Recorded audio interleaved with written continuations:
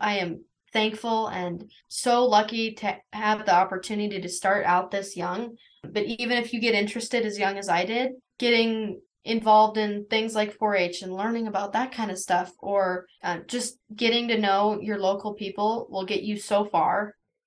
16-year-old Maloi Lannan is a passionate and knowledgeable climate warrior, using profits from her self-published soil health coloring book to build a flock of 100% grass-fed sheep in Montana's Paradise Valley. In this episode of Voices from the Field, Maloi and her mom Meagan tell NCAT's Linda Poole about their approach to maintaining their fifth-generation family ranch. Their methods include regenerative agriculture, land stewardship, and low-stress stockmanship, except maybe when lambs escape, with a goal of building interdependent and thriving businesses and communities. Listen in to hear a real-life feel-good story about raising capable, resilient, caring kids through daily hands-on work in regenerative agriculture. Let's listen. Hi, and welcome to another episode in ATTRA's podcast series called She's Raising Sheep. I'm Linda Poole, a Montana shepherd and an NCAT grazing specialist who loves to talk about all things related to sheep and regenerative grazing.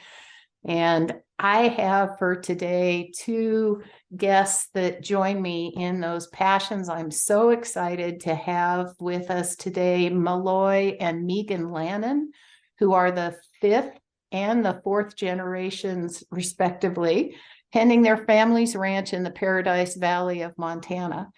Though their ranch has been in the family since 1900, one of the things I love about the Lannans is they bring together a love of the land, strong traditions, and commitment to the history of the ranch that they have, but always innovating and thinking about how, as ranchers, they can be part of solving the big problems that we face in the world, namely the climate crisis.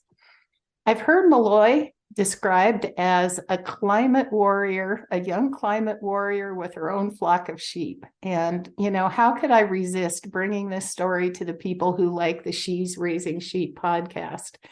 And Maloi's family has been honored in this last year that they are the 2022 award winners of the Montana Leopold Conservation Award, which is a very prestigious award that brings together the ideas of taking care of land, livestock, wildlife, water, communities. It's a wonderful award. This is a wonderful family, and I'm so excited to welcome Maloi and Meagan to our podcast. And with that, what I'd like to do is let's start by having Maloi introduce herself. Tell us a little bit about yourself, Maloi, and then we'll do the same with your mom, Meagan. Hi, I'm Maloi Lannan, and I own and operate Red Clover Lambs right alongside Barney Creek Livestock. I run a grass-fed and grass-finished lamb operation that focuses on soil health and regenerative ag. I'm 16. I'm a high schooler at Park High in Livingston, Montana. Nice. I'm Meagan Lannan.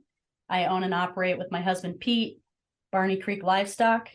We have two children, Maloi and Liam, and we all work like crazy. From as soon as the grass starts growing in April and we can get the irrigation going, we just grow grass and we move our cows over 800 plus acres in the Paradise Valley.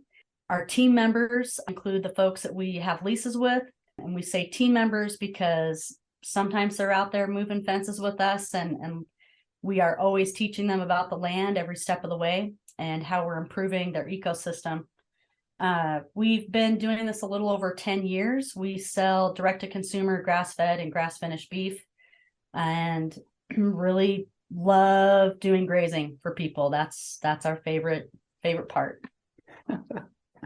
Yeah, so Maloi, you have sheep, and your mom's been talking about the beef business, but tell me a little bit about your flock of sheep and, kind of why you have sheep and how you run those sheep. Can you kind of give us some of the specifics? Currently, my flock is at 35. By next summer, it should be hitting about 50. And essentially what I do with my sheep is I move them around in a 3-wire polywire fence around different paddocks on our leased properties with the goal to improve soil health and sequester carbon, do all that good stuff, right, Mom? Mhm. Yeah, I run Texels and Targies, and the Texels are my main meat gals. They're my ewes. They produce those lambs, and the Targies are a breed that were developed in Montana and Idaho, and that are meant for range lands and meant for just grazing and grazing and grazing. Same thing with those Texels. They only, do well on grass-fed stuff. But How often do you move them? I move my sheep every day. This summer, it was every other day for different things, and in the winter, I do more of a system where I bale graze them around, but they're moving. They're never in the same spot for too long. Mhm. Yeah, so Maloi, not everybody understands what bale grazing is. Can you talk with us a little bit about what it is and why you think that that's beneficial for your sheep and for the land? Yeah, I'd love to elaborate. So bale grazing is where at least how I've been doing is where I plop a bale down, and they have a large pasture around it, and they can eat at that bale slowly. And it's nice because I have school and work and homework and all that stuff. So during the winter I need something that's not every single day.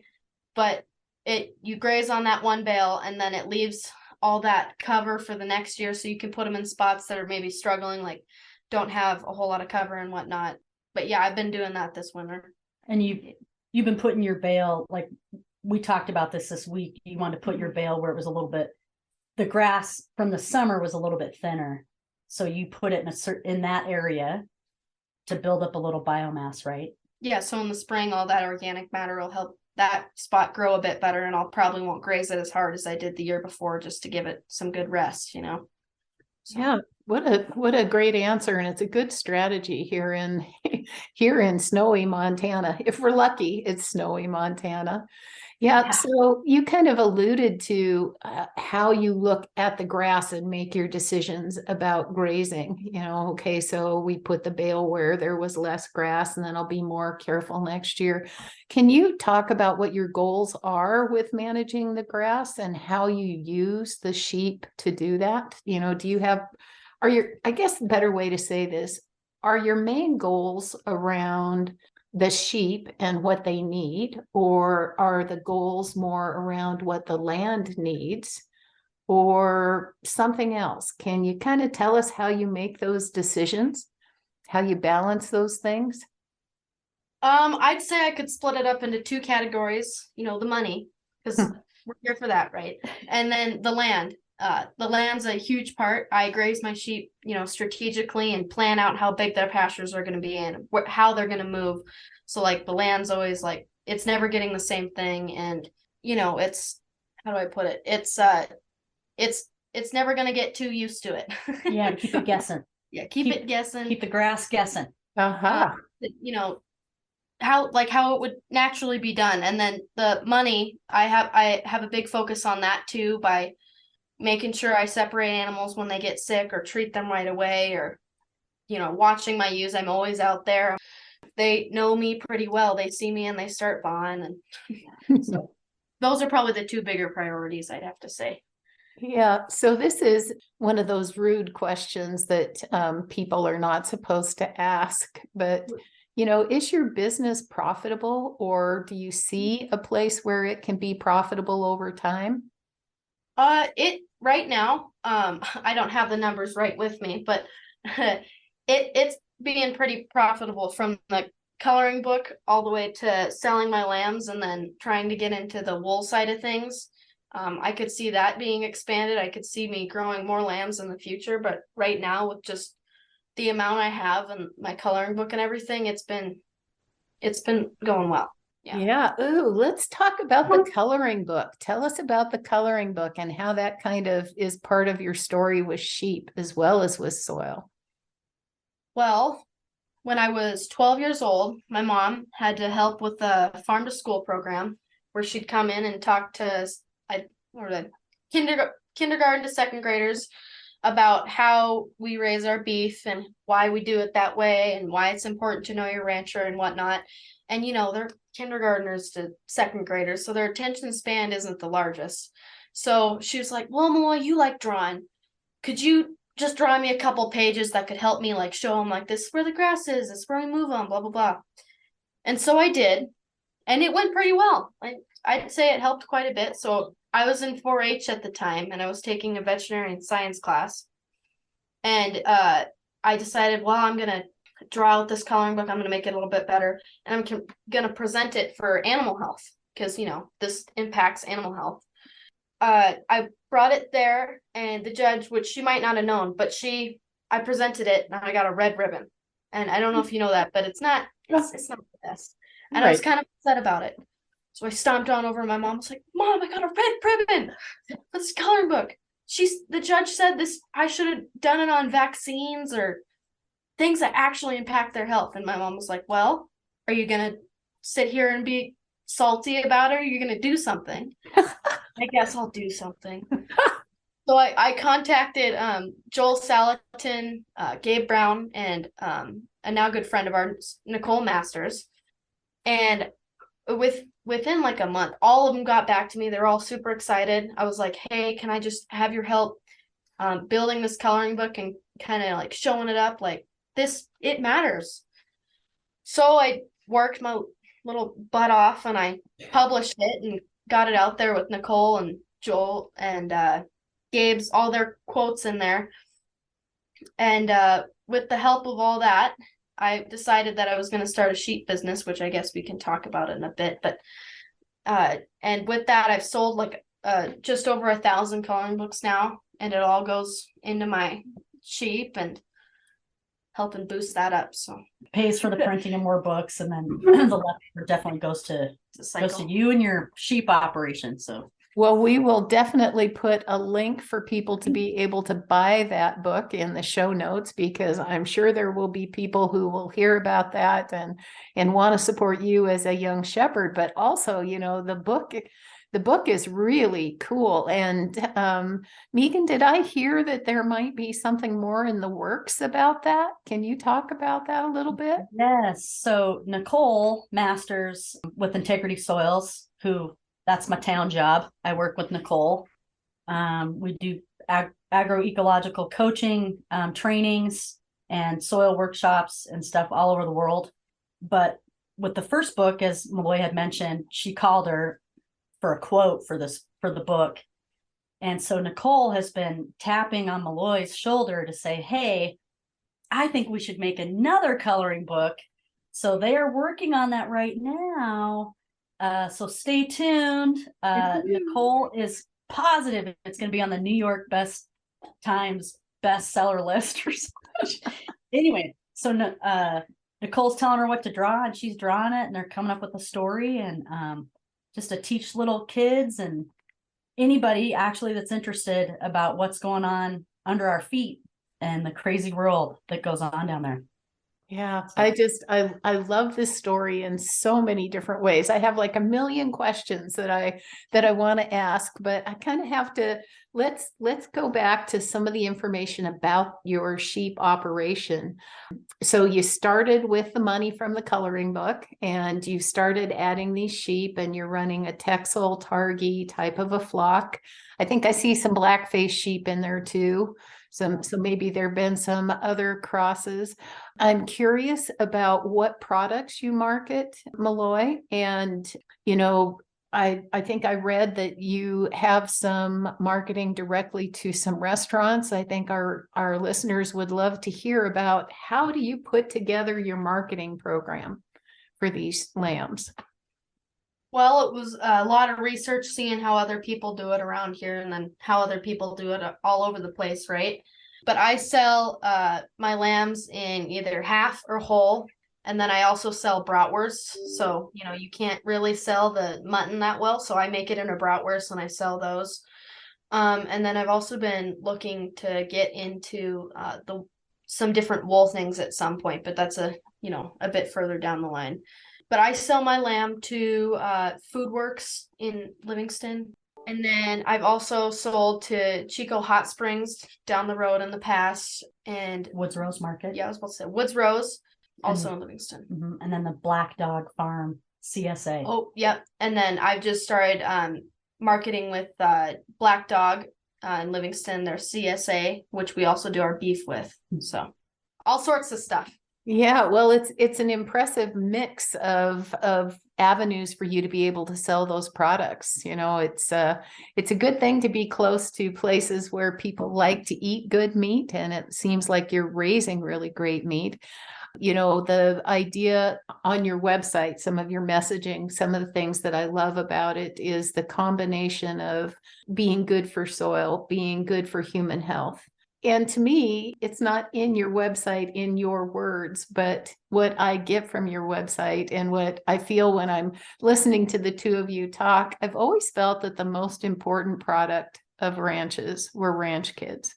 Being able to have people grow up surrounded by responsibility and the understanding of you have to sow to reap, and all things are connected. And so, you know, Meagan, as I'm listening to Maloi talking about this, and I'm thinking she's ahead of me at age 16 than I am at 63.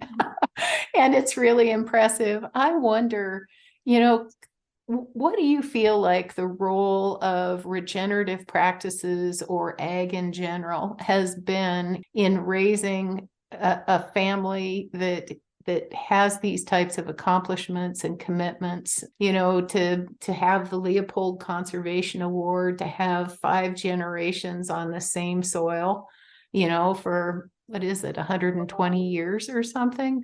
Can you talk with us about that a little bit? Sure. I think, the way, you know, Pete and I grew up in ranching. My dad was a logger and a rancher, and he jokes about, you know, he couldn't just pick one losing occupation. He had to pick 2. He's a really funny guy. And then my mom was a librarian. I grew up on the western side of the state. My dad really wanted, you know, all of us kids to go through 4-H. So we all did. And I just really spent a lot of time with my dad. I was the last kid. And that's always just been a huge part of me and also of Pete. Went to college, went away, never thought I'd get back to it. Met Pete. Here we are. And so before we had kids, had a lot of conversations about how much we learned, how much we realized that we learned later. And so we always joke about, you know, these guys are doing great, but they're really going to get it later. And I think that when you're raising kids in ag, I'm assuming, but if any family is like ours, you know, we're out there, we don't get up at 6, I'm not going to lie on a podcast. We'll say 7 or 8, we're up in the morning, and we're just busting all over the place until about 11 o'clock at night. So there are those little mini lessons in there that, you know, they're watching us work like crazy. They're right beside us. They've all got jobs on the ranch. Liam runs his own water line. Maloi runs hers. She's moving her sheep. She milks for a dairy down the road. There are just so many fantastic little lessons along the way that we don't have. It seems like we're not making a lot of time, being critical of myself, a lot of time to talk about what those lessons are. And I'm sure when we're more gray than I am now, and in our 70s and listening to these guys tell these stories, that's really gonna be the payback. But we see them working so hard and taking on responsibilities that most kids our age don't have the opportunity to take advantage of. And I think that that's part of it too. If these guys have a sleepover, their friends are setting fence and they're out there smoking the calves. It's just like, do we want to spend the night at your house? You know? Yeah. So they'll all remember, and their parents love it. They're like, yeah, put them to work. But I think that raising kids in ag, it's still the same as it's always been. They're going to be, you know, hard workers, amazing work ethic. They're going to see how to solve problems, how to, you know, back up a trailer, you know, comment, because my kids have to do it for me. I'm horrible at it. I've never learned that lesson, but I think just those little things build in just this massive responsibility that they're going to have when they go do something else. They're going to know they can do something. Liam does motocross, and in these races, people will say, I can't believe you can let him race. Like, aren't you stressed out? And I said, you know, I'm really not, because when I see him, he's still on his bike And he'll come back after a race and he'll be like, oh man, I crashed on that blah, blah, blah corner. And I had to tip up my bike. And I was like, and that to me, solving those problems and knowing that he can do it came from doing this. Yeah. He is resilient and he's got it in his head. I watched her. She had a ewe last year lambing, and she held down that ewe that had to have a C-section for 2 hours on the cement floor in the vet's office and just sat on it. And they don't put the sheep, Linda, they don't knock the ewe out. They're doing it. Yep. So it was like, I just am like in awe. It's awesome. It is. It's awesome. And it's a testament to a lot of different people and a lot of different situations. One thing that I love listening to this story is knowing that Barney Creek, you primarily raise cattle. Maloi decided to raise sheep. How did that happen? And it's so cool that you let it happen, So here's the funny thing. She comes to me and I was like, well, she read Gabe Brown's book. This is all Gabe's fault. Just to say, I'd like to put that out nationally. Thanks, Gabe. But she came to me and she's like, I'd like to raise some sheep. I'm like, okay. Yeah, you run that by your dad. He's totally going to say no. This is going to go away. Don't have to worry about it. Because I didn't grow up with sheep. I don't know sheep, but I know cows, right? Neither does Poppy. Yeah. So anyway, I said, well, what you might want to do, because I thought, well, let's turn this into a teachable moment. I said, why don't you write a proposal about what you're thinking? So she did. She got on the computer, brought up the Word template and did a proposal. Still have it. It's super cute. And then she presents it to her dad. And he's like, well, I think that's a great idea. And I was like, what? And so he says, let's get 15. I was like, what?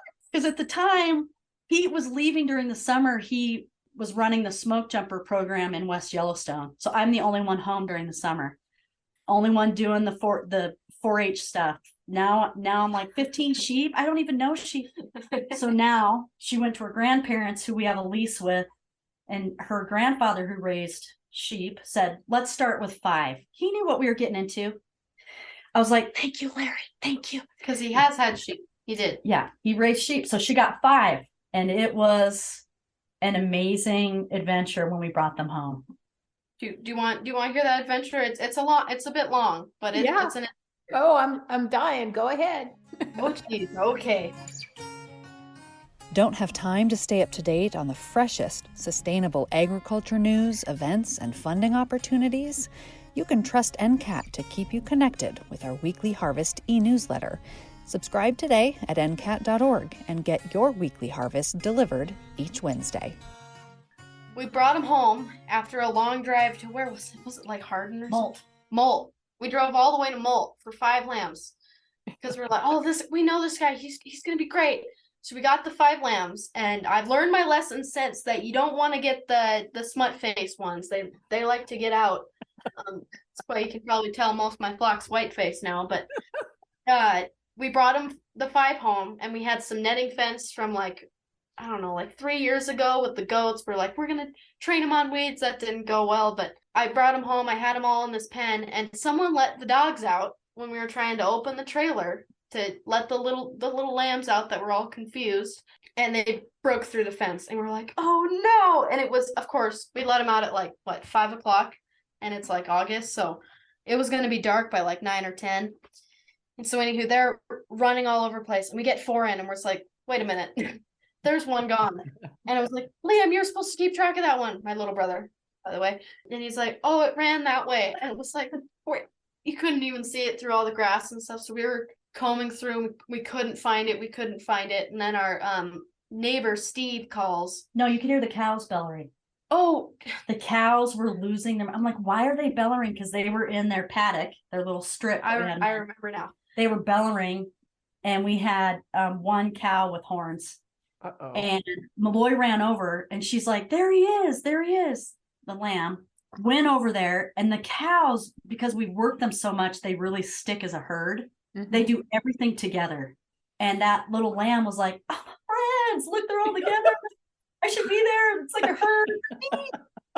Jumped in there. And the cows started bawling and bellowing, and they circled it just like an old John Wayne movie. It's amazing. They circled it. That cow with the horns picked up that little lamb and flipped him. And he just went, woo. Malloy's crying. I'm like, Crying. and then I'm laughing because I'm like, And so the then cows it got ran out. over. Then The it ran cows over got- the neighbors. Yeah. Yeah, the cows got out and then they jumped back in, and then that lamb realized, oh, this is not my kind, and so he ran. What is it, about a mile all the way over to our neighbors, Steve, and they have a pond. And I was like, Steve, I need help, like, because I'd been sprinting around our field, like didn't have the 4-wheeler, I don't know why, but sprinting around for this lamb, and we finally get over there, and Steve, I was like, Steve, please help, please help. He's like, okay, and he had his old dog Gus at the time, who was he was a really good herding dog, blind in one eye, like, really old. And he got his rope and he's like, I'll help you rope him. And we trapped him in this corner with this pond. And Steve was about to throw the rope over the lamb. And then, you wouldn't believe it, the lamb jumped into the pond and swam. I didn't know they could swim. The sheep swam. And Steve looks at me like, I did not know they could swim. I was like, neither did I. We're so exhausted. then- We're like, He's trying to run around his huge pond and like his muck boots, and he's like getting stuck in the mud. Like, my brother's in the way because he doesn't know what's happening. And anywho, after probably another 30-45 minutes, we finally get it roped and we're walking up our gravel driveway. Like it's on a leash and it's like panting, like it hasn't water. we thought we like, killed it. yeah, like 3 hours. Anyhow, once we finally got him in, I put him in the netting. I got into the system of moving around like that, and I ended up naming that lamb Punt. But anywho, yeah, that was the beginning of that little flock, and I sold all those to Chico. That was my first year. Uh, It was and, awesome. and that was close to the end of the smut face lambs, huh? And go into No, white face. I've pretty much cut them out now. She's got one left. Yeah, one. Yeah. What a great story. I bet Meagan, you were going, I knew this was going to be a rodeo. Yep. Yeah. I was like, oh, please, just if we could just get them in. And I'll tell you, if it weren't for Steve and her grandparents who, Larry knew sheep, and Kathy's just great at moving animals. And so they were, they're in their 70s. Kathy isn't quite, and they're moving down these treacherous, trying to herd them. And oh my gosh, I was just like, I'm so sorry. Well, plus I was paranoid. That lamb was going to run over to my mother-in-law's like magnificent garden. And I was just so sweating bullets. It was a stressful day. Long one, stressful one. Yeah. Yeah. So, working with shepherds from across the US, I keep hearing that there's 3 main things that shepherds have to deal with in general. And you've already talked about one a little bit, which is profit. Another is parasites. And the third one is predators. So can you talk a little bit more, Maloi, about how things have gone for you in those 3 areas? Any problems, any solutions that you could offer people, or ideas about profit, parasites, or predators? Okay, well, I already talked about profits, so I guess I won't go all the way back into that. But I guess I'll start with parasites. This is my 4th going on 5th year with sheep, so I'm not as experienced as I know a lot of people are. And, sheep love to get sick and all that stuff. But I've dealt with just a couple different parasites in my years so far. One of them, I don't know if it's a parasite, but pink eye. I had to deal with that one summer. That was a big thing. That was a big learning curve. And this year, worms. That was a big one. Mm-hmm. And to combat that, we did some different things. But one of the main ones was using and treating them and helping them with any type of parasite was Colby mineral for sheep, Mm-hmm. which we use with our cows. But you have to do a different mix and add some other different things because sheep can't have as much copper as cows. I'm sure you knew, but But you still give them Yeah. some copper. yeah, they still have some copper in there and all that. That helps with the parasites. And then predators, we are fortunate enough to be in a spot in the valley where predators don't affect us much. If I ever start moving them into our lease properties that are further up in the mountains or whatever, I might be looking into getting a guard dog. But so far, the electric fence keeps anything away right now. I'd really like a burrow. I'd like to get my hands on a burrow. Yeah, a little burrow. Yeah. Putting that out there. Yeah. Alejandro Carrillo talking about his burros, and they're not really guardian animals. He just loves the animals, and And then they have such a different way of grazing than the ruminants. So anyway, he's really high on burros. I've never been able to figure out how to run them. I have a dry land operation. I know you have some irrigated country, and we'll talk about that in a minute. But even on my dry land, my horses would get too fat on what I'm running the sheep on. And I just worry about, man, I probably founder my little burro. So I haven't figured out how to do that, but I will stay tuned to see what goes on at Barney Creek Livestock, because the first day you bring your burro home, it should be quite a show. You might want to invite spectators. I know, right? We should film it. We'll film it. Whole nother punt incident. Jeez. Yeah. So Maloi had not drenched her sheep yet. This was the first year that she put a drench on them, or however you guys say that, in them. I don't know. Mm-hmm. Yep. But she still has one lamb that just seems still a little puny. And, his mother rejected him. So he was a bottle lamb. So he's a bottle lamb. Yeah. So it'd be interesting at some point, if any, maybe a conversation with you later. Our friend in New Zealand says, man, those ewes always know when they reject something, a lot of times they know that it's not going to make it. And he's just a little puny, like a little skinny, probably going to have to drench him again. I don't know what that looks like. So he's being held over till next year. Anyhow. Yeah. Well, there's always going to be something that you learn about. There's always going to be some genetics things going on. And it's one of the things I love about raising sheep is every day is a new adventure. Yeah, right? And who knows what it's gonna be. Yeah. Let's talk about your place in your soils just a little bit. So the pictures that I'm looking at, it looks like you have sprinklers, and you talked about both Liam and Maloi have wheel lines that you're moving. So you're mostly on irrigated. Are you on any dry land, and is it all improved pasture, or are you on native country? What are you running those sheep on? Oh, well, I run my sheep mostly on all that irrigated pasture. Yeah, every other year I've been running them on some dry land up the road. That's another one of the things with the predator and stuff. But yeah, most of the time though, they're on irrigated pasture. With our cows though. Yep, cows are on both irrigated and dry land. And you say that you're moving them every day or every 2 days as you go along. How long is it, Maloi, until you come back to the same piece of ground? Well, that can change, year to year, because I don't want to make it a repeated thing. But I'd say I give my ground, since it's irrigated, I can graze it a bit harsher. It gets about 40 to 60 days of rest. Some of it over a year and a half, but most of it's about 40 to 60 days. Yeah, good. Well, that idea on irrigated ground, especially of having a higher stubble height and not coming back too soon, or some of the hedges against having parasite issues. And for our listeners, the ATTRA website has a lot of great information on that. Dave Scott, who worked for NCAT for years, is not too far from where Maloi and Meagan are. It's kind of the south part and wetter part of Montana than where I'm at. And so there's some good information there. And another thing that I've noticed with my sheep is there seems to be a link between the kind of the robustness of the immune system that travels in families.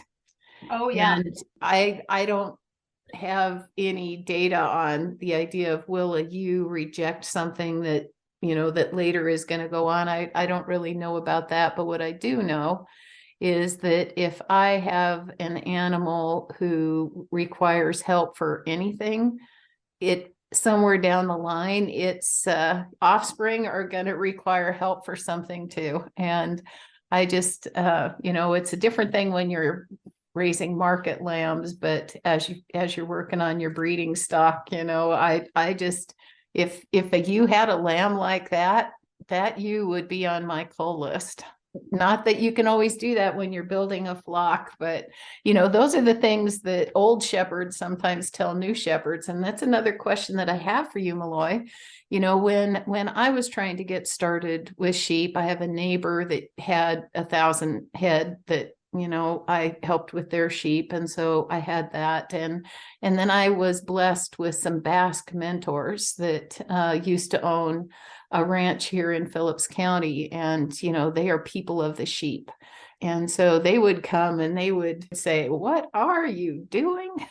What made you think that was a good idea? Or that looks really good, but it looks really expensive. How are you going to get that same result and make money at it instead of lose money at it?" And so I'm curious how you're learning about this. You said that your grandfather had sheep, but it seems like you are learning and you're at the cutting edge of quite a few things that are going on in the sheep world. So where are you getting your information and how do you share it? Well, I like to share it through things like this, right? I try and reach out like that, and my drawing and coloring books, and then that stuff I mentioned at school. But my grandpa, I can only get so much from him because, he raised sheep like what, 40 plus years ago? Yeah, sometimes he's like, I don't know. It's like, yeah, that might work. I don't know. But oftentimes he's pretty good at reminding me of things. And YouTube is a big thing for me. I've gotten a lot of information. Watching Dave Scott on YouTube from some of your guys' videos has helped a lot, like with some of the lambing things. And like my fencing system that I use now, which lets me make my pens quite like significantly bigger for a smaller price. I got off YouTube from this dude who raised goats, and there's not a lot of stuff on there, but the stuff that you can find are some huge things. And then there's some local people around that I've gotten a lot of advice from, like these folks I know, Barb and Ashlyn. I think they have about 300 head of sheep, and they let me come help them shear, and I bought some of my replacement ewes this year from them, helping build that flock. And they've taught me a lot since they graze the same breeds that I do and similar ground. I've learned a lot from them. Jennifer in Big Timber has been amazing. Just answers every question immediately that Maloi's ever had. And Jules Matthews in New Zealand, who keeps trying to recruit Maloi to come down and do an internship and just stay. She runs about 1,000 sheep down there. So yeah, I love the sheep community. The folks that are running sheep, they're just gold. When we went over to Barb and Ashland's, I learned so much about the wool quality, and the scout just sat with me for an hour, and it was like, it's so amazing. It's just so cooperative, I guess. I don't know where that spirit comes from, but I love that. Yeah. It was just like a branding, and that was amazing because, the connections you make with sheep people are just, I don't know, they're different. I think I have to say that you've elucidated something I felt for a long time. Been around sheep people, I've been around cattle people, I've been around horse people, I've been around dog people. I actually am all those people, but there is something that, I think how they say that people look like their dogs or the dogs look like their people, I think that sheep are such, they're friendly, they're cooperative, they're curious, they are some of the best people I know. And I think maybe we just, we're naturally drawn to them, or else maybe we just somehow, maybe along with the lanolin, when we're handling the sheep, maybe somehow we soak up their sense of community. I don't know, but there is something about sheep people. I sure have to agree with that. As we close out, I would like to ask each of you in turn, what your advice is for your peers. So, Meagan, what would be your advice to a mother who's raising a family like this, to a person who is managing this grass-fed livestock business, who is working with Nicole Masters, all the things that you're doing? What's your advice to people who might want to try some of the things that you've been successful at? As hard as it is, I think the best advice would just be, and I can tell a story that would probably really drill it home, but this has been her thing. And we've, kept our eye on the money, and we've helped her, figure out how to do those numbers. And, she's not completely failing, but we've let her fail. she has failed on some things, and we've had great discussions about that. And I think what really hits home is that Pete and I are so, into running the cows and making sure we're doing those things that Maloi is really in charge of her operation, and we trust her. We check in. But the biggest, when it really hit home, is when she had her first ewe lamb. She just had one lamb. It was her. And we're sitting there and we're looking through the fence. And I've never watched a ewe lamb before. I'm like, I have no idea. I mean, I know what's happening, but I don't know when to jump in there. With the cows, we try not to, but I don't know. So Maloi's like narrating the whole thing. And I was just looking at her like through the panels, and I'm like, how does she know all this? So finally she's just quietly, okay, this happens.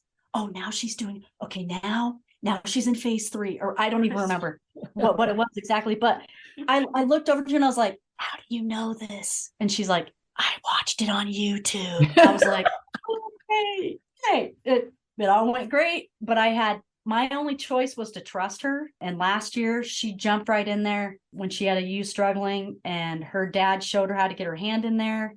She was reporting back but we just let her do it. Let them do it. That I guess is, if they're not going to die, let them get in there. I don't know. That'd be my advice. I love that. And clearly it works. Maloi, how about you? What is any advice you might have for young people who are interested in sheep, young people who are interested in climate, young people who are interested in profitable businesses? What can you tell folks?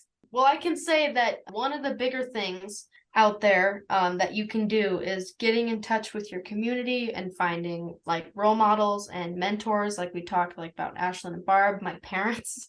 I am thankful and so lucky to have the opportunity to start out this young. But even if you get interested as young as I did, getting involved in things like 4-H and learning about that kind of stuff, or just getting to know your local people will get you so far, and letting you get your hands on that soil and just learning about it. And then maybe one day they'll hire you and let you work for them or whatever. It's just getting out there and continuing trying. And it's going to be extremely hard at some points. I can attest to it. But it'll work out in one way or another, right? Can I ask you a question? Yeah. As a sophomore in high school, how do you manage school work, because you have a job, right? Mm-hmm. Your lambs, and then, a social life, I suppose. Do kids at school think you're weird? I don't know about weird. I think some of them are like, oh yeah, she does the sheep. Oh my God, it's Maloi. But I think managing that is just something I've learned how to do. And again, thankfully I got into it as young as I did, because that school pressure and social pressure is not that like pushed and stuff when you're that young. But now it's just managing my time and knowing how to plan that stuff out, and knowing when I have to do this and when I have to do that, and when I have to make sacrifices here, and then pick it up on the weekend. And where do you work at? I work at the dairy down the road. Their name is the Scadams, so the Scadam Dairy. I work for Kyle and Lily Anderson 2 nights a week, and during the summer or when I don't have sports and whatnot, I pick up 3 nights a week. Do they just let you milk the cows? Yeah, once I got the hang of it, I just milk them all by myself now. I just love everything about this story. I'm so grateful that you took the time to talk with me today. I'm sure that people who listen to this podcast are going to want to see you in the film To Which We Belong. Is that, yeah. Wonderful film, really well done. And you'll get to see the ranch, and you'll get to see Nicole with Maloi and with Meagan on the ground.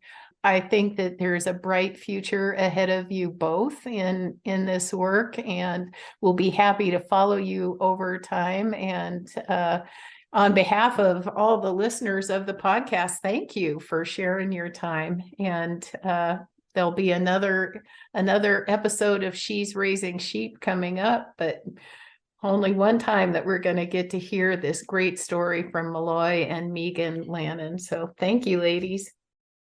That's it for this episode. Thanks for listening. Additional information about this episode and related resources can be found at attra.ncat.org. Don't miss an episode. Subscribe to Voices from the Field wherever you get your podcasts. I'm your host, Rich Myers. ATTRA, Voices from the Field, is produced by the National Center for Appropriate Technology, headquartered in Butte, Montana. It's supported by the USDA Rural Business Cooperative Service as part of NCAT's ATTRA Sustainable Agriculture Program. Any opinions, findings, conclusions, or recommendations expressed in this recording are those of the participants and do not necessarily reflect the views of the USDA or NCAT. We'll catch you again next week, and until then, keep on farming.